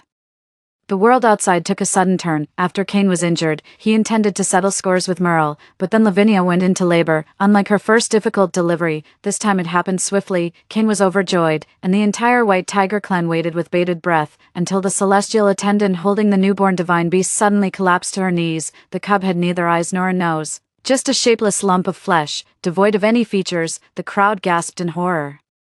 Oblivious to Lavinia's labored, weakening breaths nearby, her constitution couldn't handle tonics, and her reckless squandering of spiritual energy left her desperately weak. She was crying for help, but her habitual arrogance made the attendant immortals grind their teeth in resentment. Not a soul stepped forward to aid her, nor would anyone speak on her behalf. Cain's eyes burned crimson. His sole obsession was perpetuating the White Tiger divine bloodline, which was why he endured the scorn to accept Lavinia, but now, he's left with nothing but empty hands. The humiliation he endured during this period, combined with the abomination's provocation, sent Cain into a furious rage. Transforming into his White Tiger form, he viciously tore off Lavinia's arm with his fangs before sinking his teeth into her shoulder and ripping. After dragging her to the immortal execution platform, he mercilessly struck her several times before hurling both her and the abomination from the heights, letting them plummet to the mortal realm. Severely weakened and facing Cain's vengeance, she couldn't withstand the immortal execution platform, reduced to ashes in an instant, leaving no trace in this world. I only feel pity for that freak of nature. Given Lavinia's condition, she'd never survive the childbirth. Better spare the innocent divine beast from such suffering. Upon hearing this news, I felt an overwhelming sense of relief wash over me. The grudges spanning past and present lives were finally resolved in this moment. My spiritual energy has grown increasingly abundant, to the point where I could even ascend to godhood, yet I chose not to remain in the celestial realm, returning instead to mankind as a female scholar opening her own academy. Through my insistence, humanity tore up the covenant with the celestial realm, abolishing all restrictions imposed on women. I devoted myself to teaching, hoping to liberate the women of our kind from their fated bondage. After evening classes, Merle would always come to take me home. Fortunately, a day in heaven equals a year on earth. I barely lost any time during my celestial stay. One morning I woke up to find an egg in my bed. Merle hugged me excitedly. "You're finally willing to bear my beastkin offspring." Turns out the Schwanwu tribe's beastkin are oviparous, and can only reproduce when 2 souls are truly connected. The eggshells began slowly cracking apart, a tiny face peeked out from within, and the moment I recognized it, tears welled up uncontrollably in my eyes. Perfect, all the regrets from this life and the last were finally made whole in this very moment. From now on, I'll strive to grow stronger, so those I love will never be hurt again. I'll take full control of my own destiny. Story 2. Reborn in the college entrance exam hall, I desperately ran outside, because I knew, in just 2 hours, the apocalypse would arrive. In my previous life, I fought through hordes of zombies to return home, only for my father to knock me unconscious and sell me to the neighbors in exchange for food. "Evelina, be obedient. Your aunt is still carrying your little brother in her belly." In the end, unable to bear the humiliation, I struggled and jumped off the balcony. At the last moment before consciousness faded, I heard my stepmother touching her belly and complaining to my father. Wasn't it just asking her to sleep with someone for one night? Can't even handle such a small thing. What a worthless burden. When I opened my eyes again, I had returned to the time before the apocalypse. "Hey, classmate, it's not time to hand in the test yet." The invigilator was stunned and quickly came over, but I ignored them, clutching my stomach as I ran out. I can't hold it in anymore, teacher." The classroom immediately erupted into chaos. Opal laughed exaggeratedly. She's the perennial last place student in our class. Probably couldn't come up with an answer and was too ashamed to stay. Hearing this, I paused my movements. Once upon a time, Opal's grades couldn't compare to mine, just because I scored several dozen points higher than her on the final exam. She threw a tantrum at home, while my dad was away. My stepmother Marigold secretly pinched my flesh. The more I cried, the harder she pinched, until one time, I couldn't hold it in and told my dad, only to be tearfully framed by Marigold, who claimed I was stealing money from home and she was just disciplining me. Later, she cried again about how hard it is to be a stepmother and even threatened to divorce. My dad got a headache from the noise and simply gave me a slap. Since then, I've become much more silent at home. Marigold kept finding new ways to make me work, yet spent a fortune sending her own daughter to cram school. As a result, the gap between me and Opal grew wider and wider. At this thought, I instinctively glanced back at Opal. Her mocking smile still lingered on her face, with a gleam of triumph in her eyes. "For the last time, let this be your final moment of triumph." I took a deep breath and then rushed out of the examination hall without hesitation. 2. To maintain order in the examination hall. The invigilator had no choice but to let me leave with a stern face. As soon as I left the classroom, I immediately started running. There were only 2 hours left before the apocalypse would arrive. In my past life, to get food for Marigold and her daughter, my father personally knocked me unconscious and sold me to the neighbor downstairs. With my hands tied behind my back, I could only kneel on the ground begging desperately. But my father turned a deaf ear. His eyes fixed only on the food in the neighbor's hands. "Only 2 packs of instant noodles for one night. No way, she's a virgin maiden. It's gotta be at least 5 packs. Don't kid me. What's a virgin maiden worth? There's an internet celebrity downstairs. Just offer food and she'll sleep with anyone. Take it or leave it. 2 packs of instant noodles at most." The two quickly reached an agreement. Like livestock, I was led away by a rope. Hearing my father's utterly cold voice, "Evelina, be obedient, your aunt is still carrying your little brother in her womb." That night, I endured endless humiliation in the darkness, my tears soaking the worn-out floor. But being sold, once it happens the first time, there will inevitably be a second, a third, especially after returning home, only to face endless disdain and verbal abuse. Marigold and her daughter ate the food obtained by trading me while mocking me. In the end, unable to bear the humiliation, I struggled and jumped off the balcony, looking at my broken body below. My father frowned in disgust. "What a waste of raising you all these years. You can't even do such a small thing right." Opal chimed in agreement, while Marigold even spat downstairs, calling me a worthless burden. The moment my soul floated in the air, I clearly realized I was wrong, and terribly wrong at that. To think I could use my own life to provoke guilt in those scumbags. 3. The moment I stepped out of the examination hall, I let out a long sigh of relief and pulled out a jade pendant from inside my clothes. No one knew that this jade pendant, which looked like it was made of plastic, would actually be a space. Unfortunately, in my previous life, I discovered the space too late. Even with money, I couldn't buy any supplies. I clenched the jade pendant tightly, walking out while familiarizing myself with how to use the space. The space measures 10 meters in length, 8 meters in width, and 3 meters in height, about the size of a classroom. Besides its storage function, time stands still inside. This means whatever you put in remains exactly the same when taken out. Thinking of this, I quickly called the restaurant owner I usually order from. "Sweet and sour pork, crispy fried pork, twice cooked pork, spicy chicken, fish-flavored shredded pork, braised pork belly, sweet and sour fish fillets. 20 portions of each." My phone's balance quickly ran low.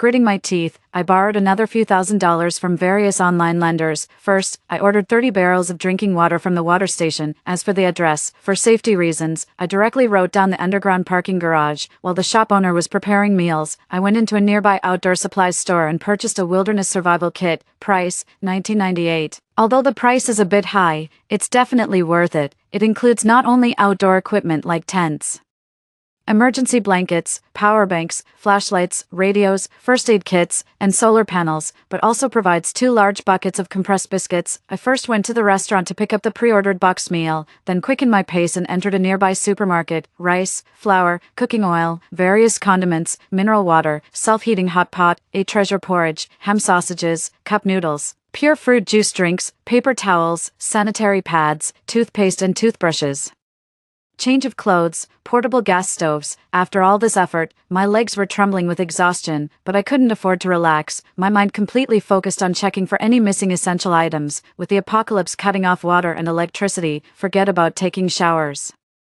I threw dozens of wet wipes into the shopping cart in one go. While passing by the seasoning aisle, I happened to catch a promotion on hot pot soup bases. I swallowed my saliva and grabbed 20 bags of each flavor, and of course, couldn't leave out the dipping sauces of various tastes. Around noon, my phone rang. It was my dad, Corbin. Probably came to demand an explanation after finding out I ran away from the exam hall. To avoid wasting time, I directly set my phone to silent mode. Just then, a video notification popped up on my phone. A man's arm appeared to have been bitten by something, with blood trailing all the way, yet he seemed completely unaware, lunging straight toward a nearby pedestrian, biting, gnawing. A piercing shriek rang out. My hand trembled, nearly dropping my phone. Soon, the video was taken down. I tried searching for the term zombie again, but it was flagged as a blocked keyword. Clearly, the zombie virus has already emerged, however, to avoid causing public panic, the authorities are still suppressing information about it. I took a deep breath and raised my hand to hail a taxi. Excuse me, to the nearest farmer's market, please. It wasn't even off work hours yet, so the market was quiet and deserted. With my head lowered, I pulled out a prepared nylon bag from my space and began sweeping through the goods: cabbage, potatoes, onions, corn, sweet potatoes, cucumbers, lettuce, tomatoes. Time was tight, so there was no chance to carefully select.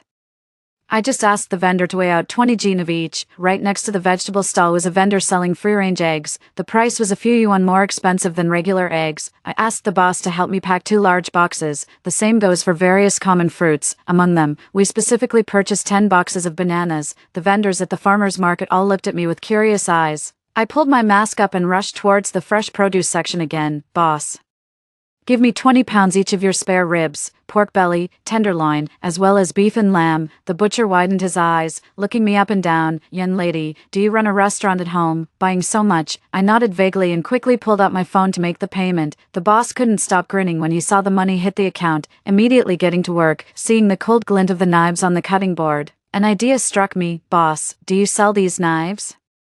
The boss frowned. I quickly held up 2 fingers. I'm willing to pay $200. Time passed minute by minute. By the time we left the farmer's market, I was already drenched in sweat without realizing it. I looked up at the sky, dark and gloomy, as if foretelling the impending doom. The phone display showed that there were less than 10 minutes left until the complete outbreak of the previous world's apocalypse. I quickly stopped a taxi to save time. Driver, step on it. I'm in a hurry. The taxi driver grumbled discontentedly. It's rush hour right now. We're already going as fast as possible. At that moment, a screeching brake sound suddenly came from the intersection ahead. A car lost control and crashed into the roadside guardrail, its front severely deformed. What was even more terrifying was that after the person inside climbed out, they suddenly lunged at pedestrians without warning. Screams quickly erupted from the crowd. Oh my God, what's wrong with this person? Call the police quickly. I watched helplessly as a girl, after being bitten, convulsed, and then crawled back up. From infection to mutation, it took only a few dozen seconds. The taxi driver turned pale with fear, his hands trembling on the steering wheel. Chaos had already broken out among the vehicles on the road, with sounds of screeching brakes and people's screams everywhere. Driver, don't stop, just drive through. The driver gave me a terrified glance. You're crazy. I took a deep breath, flicked my wrist, and pulled out the boning knife from thin air, swiftly pressing it against the driver's neck. Drive now. The driver lipped on the verge of tears. I'll do as you say, just keep that thing away from me. With a stomp on the accelerator, the taxi charged straight toward the zombies. With a bang, the zombie was sent flying and crashed heavily onto the ground, but the noise caught the attention of more zombies. The taxi struggled to move forward through the chaotic streets. Finally, after driving for over 10 minutes, it smoothly turned into a quiet alley, for, after dropping me off at the residential area entrance, the driver didn't even ask for payment, just stepped on the gas and drove away immediately. Guard Dorian was playing with his phone and seemed confused when he saw me running over. Isn't it college entrance exam time? Why are you back? As he spoke, he opened the gate for me. I lowered my eyes and deliberately sighed. What's the use of getting admitted? My parents said they would only pay for my younger sister's education through college, and that I should start working to earn money right after the college entrance exams. There was a hint of pity in old man Dorian's eyes, but after all, this was someone else's family matter, so he couldn't say much about it. I first went to the underground garage, stored the bottled drinking water in my space, then pressed the elevator button for the 6th floor. Today was also Opal's college entrance exam day.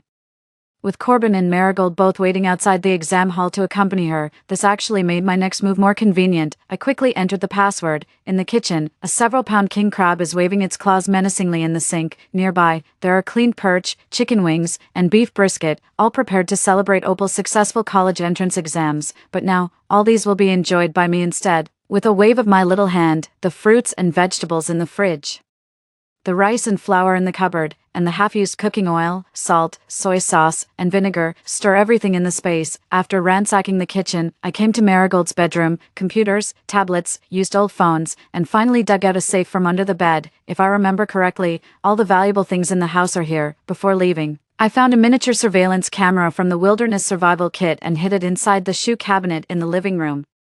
After finishing all this, I immediately turned around and ran all the way to the top floor of the adjacent building unit. As the college entrance exams approached, Marigold kept assigning me all sorts of household chores. To avoid disrupting my exam preparation, I had to rent this attic cheaply in the same neighborhood, never imagining it would become my only refuge now. The security door was somewhat old. I tried the key several times before finally managing to get inside. Close the windows, draw the curtains, then barricade the door with something heavy. The attic instantly grew dimmer, but I didn't stay idle. I quickly filled the pots and pans I'd brought from home with water. But it's still not enough. After the apocalypse outbreak, water and soil will quickly become contaminated by the zombie virus. To avoid future water shortages, I had to move non-perishable supplies out of my storage space and directly fill it with water. I also took the opportunity to wash all the fruits, vegetables, and even meat in my storage space with clean water. 5. The news online has exploded. Just open any browser, and it's all the same news about the virus spreading. The TV station urgently broadcast a news bulletin. Attention all residents, a new unknown virus has been discovered in our city. Infected individuals show strong aggressive tendencies. All residents are instructed to return home immediately, secure doors and windows, and await further instructions. Repeat again, all residents must return home immediately, close doors and windows, and await further instructions. Upon seeing this message, the neighborhood owners group chat exploded with reactions. Some suspected an alien invasion, while others claimed it was a virus leak. All sorts of speculations emerged endlessly, with some even posting photos of their stockpiled supplies. I frowned slightly as I looked at those screenshots flaunting seafood feasts and stocked refrigerators. Human nature is unpredictable in apocalyptic times. I'm afraid those people haven't realized how much trouble their current actions will bring in the future. Evelina, you bitch. Did you already know about the zombie virus outbreak, which is why you turned in your paper early? On the phone, Opal's delicate face was filled with venomous resentment. The scenery outside the window was rapidly changing. Judging by the background, it seemed to be inside a moving vehicle. I raised an eyebrow and deliberately showed the half-finished milk tea beside me. What nonsense are you talking about? I'm just an ordinary person. How could I have possibly predicted the apocalypse would come? No matter what, Rebirth is my greatest advantage, and I must never expose it.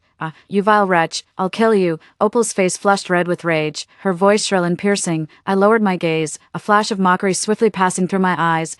Can't handle it already, but how clearly I remember, in my past life when I fell into the zombie horde. She was the one laughing most joyfully. Watching her daughter lose control in anger, Marigold could no longer stay seated. Stroking her belly, she spoke with reproach. Evelina, this is where you're wrong. You two are sisters. How could you run off and leave Opal behind? Sisters. Hearing those two words, I immediately burst out laughing. She stole my room, hid my homework, and led her friends to bully me at school. Every single one of these things, which one wasn't done by her? So now you're saying she's my sister. Marigold's face stiffened, and as she tried to make further excuses, Corbin directly interrupted. We're all family, why fuss over such trivial matters? Just come back honestly, and I'll pretend this incident never happened. By the way, there are man-eating monsters everywhere outside now. When you come back, remember to buy more supplies so our family won't have to risk going out again. So this was the real purpose of coaxing me to come back. I curled my lips and slowly uttered a few words.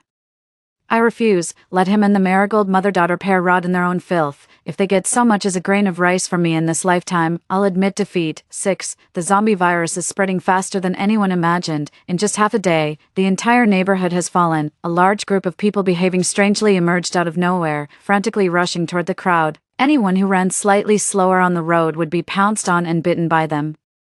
When bystanders tried to pull them away, several more people ended up getting scratched, from 1 to 10, from 10 to 100, on the streets, by the flower beds, beneath the residential buildings. Everywhere was filled with slaughter and fleeing crowds. In no time, the open space outside the residential area was devoid of living people. A glance online revealed discussions about zombies everywhere. I left comments under the most popular videos. The zombie virus is spreading so fast.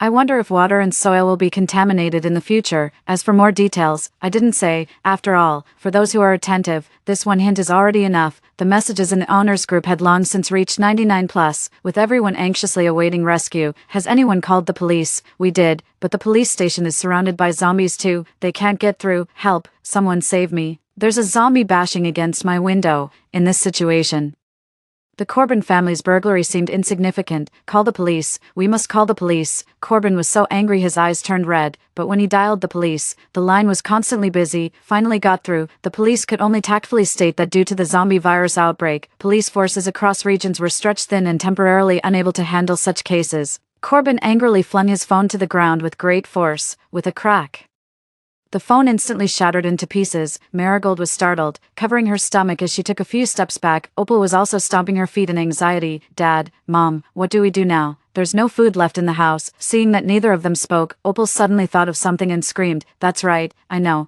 It's Evelina. She must have taken everything while we were away." Marigold froze for a moment, then gritted her teeth and said, "That little wretch.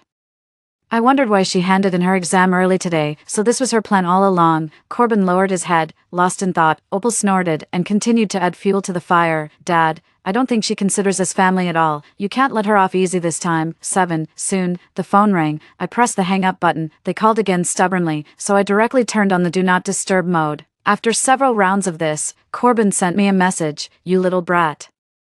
Don't think hiding will get you off the hook. If you've got what it takes, then don't you dare come back for the rest of your life." Every time I have conflicts with Marigold and her daughter, Corbin would threaten me with this line, simply because he knows, in the city, I have neither other relatives nor close friends. No matter how much grievance one suffers, in the end they can only compromise. This trick never fails to work for him. But that was before. Now though, I lower my gaze.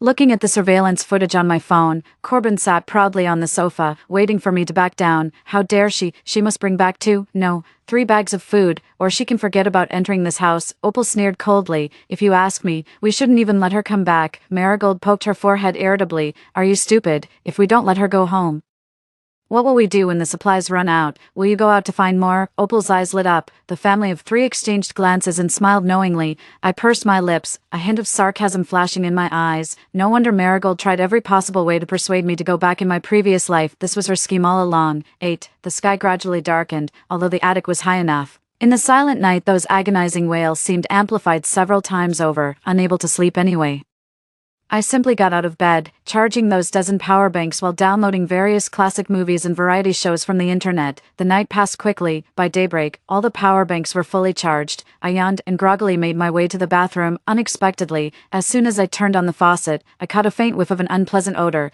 It's quite obvious that the water has been contaminated. Many people in the neighborhood have also noticed the water contamination. Why does this water have a strange smell? Could the pipes be damaged? Yesterday I saw someone online saying water and soil might be contaminated with the zombie virus. Could it actually be true? Damn it, even the water is undrinkable now. How are we supposed to live like this? Just then, the phone vibrated. It was a notification from the property management in the group chat. "Attention all residents. Investigations show varying degrees of contamination in domestic water sources.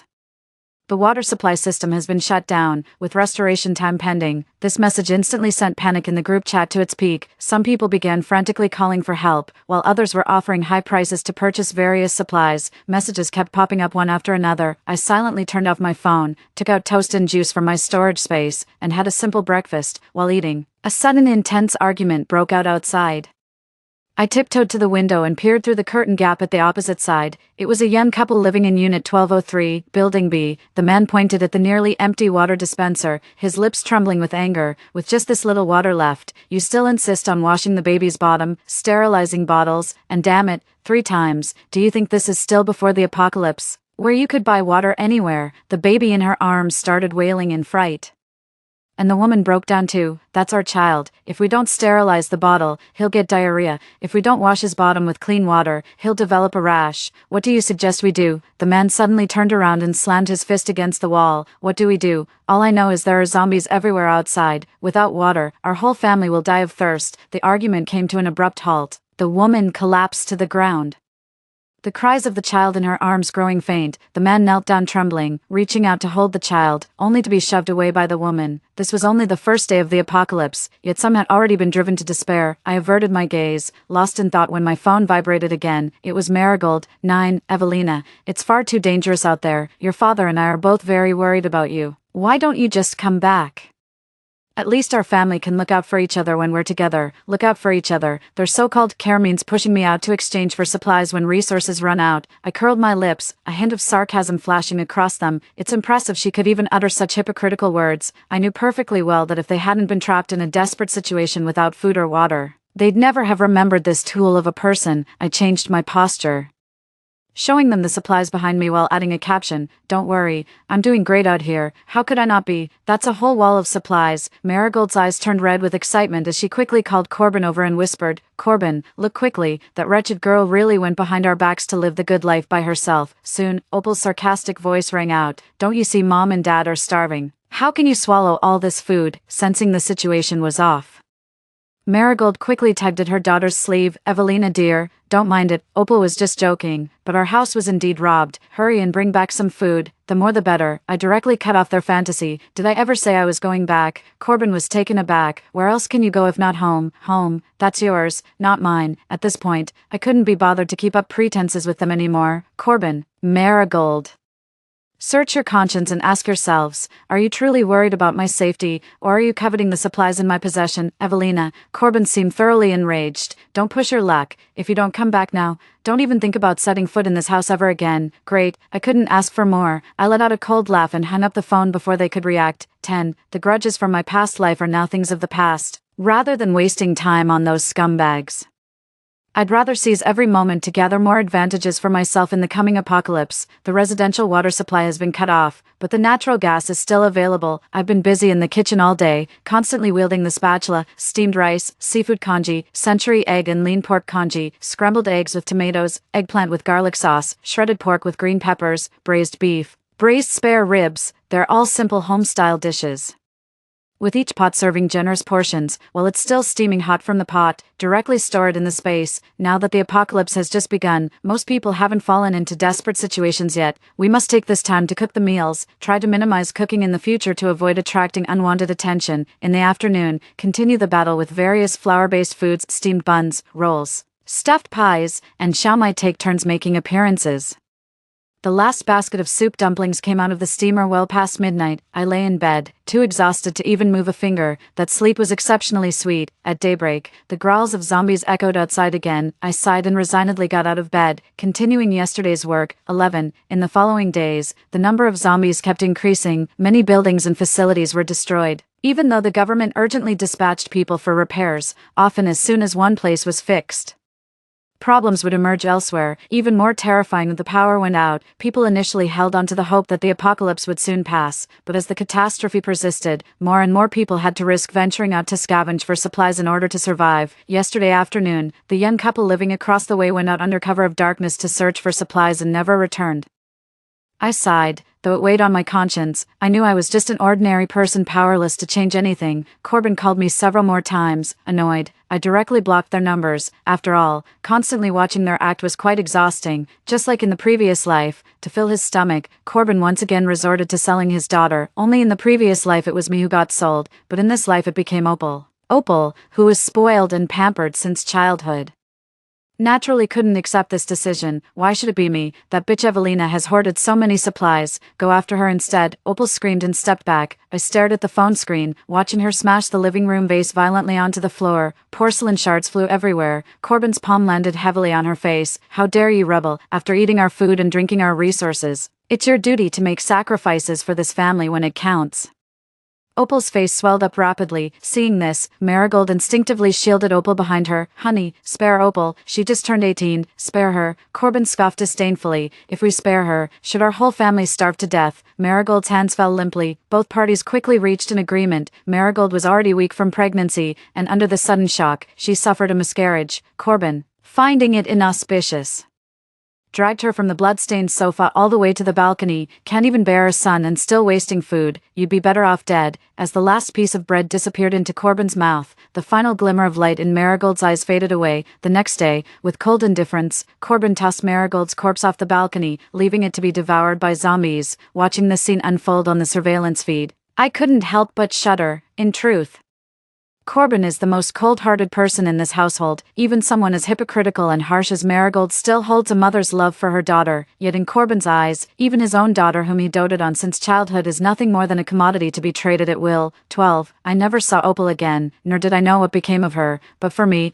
it doesn't matter anymore. The neighborhood owners group chat is noisy and quarrelsome every day. At first, they curse the apocalypse for leaving no way to survive, then they curse the property management for inaction, and now, even neighbors who don't lend them supplies get cursed. The verbal battles in the group keep escalating. Someone threatened to resort to robbery if they couldn't borrow supplies, even publishing a list titled "Stockpiling Big Shots" in the group chat. That very night, several households were robbed. Corbin carried the stolen supplies back home, being alone. He specifically targeted elderly people and single women, but he wasn't feeling great either. The old lady in apartment 302 wielded her cane with terrifying vigor. Having run too slowly, he got whacked several times. Scenes like this played out almost daily in the neighborhood. I grew increasingly cautious, keeping daytime noise to a minimum and even avoiding turning on lights at night. Occasional screams could be heard from the residential area. I couldn't hear it clearly, but the zombies downstairs seemed summoned, surging toward one direction in a dark mass before slowly dispersing. Several more days passed like this. The number of zombies in the residential area doubled. Some came from outside, but more were transformed from the residents of the community. If at first it was just a shortage of supplies, but as the apocalypse progressed, the weather became increasingly bizarre. Sometimes daytime temperatures would soar above 40 degrees. Only to plummet below zero at night. In such harsh conditions, even with the government's determined rescue efforts, the number of zombies continues to surge every day. 13. Another week passed, and people began conducting door-to-door sweeps. Corbin got into a conflict with them and was slashed in the shoulder by their knife. The wound wasn't originally very deep, but before sweeping the building, that person deliberately smeared zombie blood on the blade, and Corbin got infected just like that. I watched the scene quietly. I thought seeing his downfall would bring great satisfaction, but clearly, that wasn't the case. As night fell, over a dozen more corpses gradually appeared downstairs in the residential area, with sharp eyes. I noticed those corpses were somewhat mutilated, with fleshy parts seemingly carved away. Realizing a certain possibility, I was instantly overcome with horror. They dared not kill zombies, yet wielded their butcher knives mercilessly against their own kind. If this continues, it likely won't be long before those demons discover the attic's existence. That night, after erasing all traces of life from the attic, I silently returned to room 602, the place where I once lived. I was all alone, with no need to confront those people head-on. Besides, the attic was small and cramped. Those people would probably just do a quick inspection and leave, and I just need to wait for them to finish the inspection before going back. 14. Half a month passed in the blink of an eye. During that time, those demons also left the neighborhood. After all, staying would mean supplies would eventually run out one day, so it's better to venture out and find a way to survive. When I realized they were leaving, I could hardly wait to buy firecrackers to celebrate. They're finally gone. During this time, I couldn't sleep at night, and even in my dreams I was outwitting those people. Now I can finally breathe a sigh of relief, to celebrate. I took out the king crab I'd been treasuring in my space for a long time and luxuriously prepared it 3 different ways. The spicy stir-fried crab legs were crispy outside and tender inside, while the crab roast steamed egg melted in the mouth. The remaining crab body was thrown into a clay pot and simmered into a thick seafood congee. Finally, it was paired with a refreshing and palate-cleansing glass of lemon tea. I sat by the window, enjoying delicious food while peering through the gaps at the zombies wandering below. At this moment, the food was not just a treat for the taste buds, but also a comfort for the half year of constant fear. However, I didn't dare to indulge too much. After all, those demons may have left, but there's no guarantee other survivors aren't hiding in the neighborhood. Caution should still be the top priority. Thus, after a lavish seafood feast, I returned to my previous lifestyle. 15. Autumn passed and winter came. In the 5th month since the apocalypse began, temperatures plummeted, leaving a thick layer of snow on the ground. I didn't dare to collect it. First, I'm afraid the snow might contain the zombie virus. Second, I'm worried that collecting snow might expose the existence of the attic. However, one early morning, I still noticed a patch of snow missing downstairs.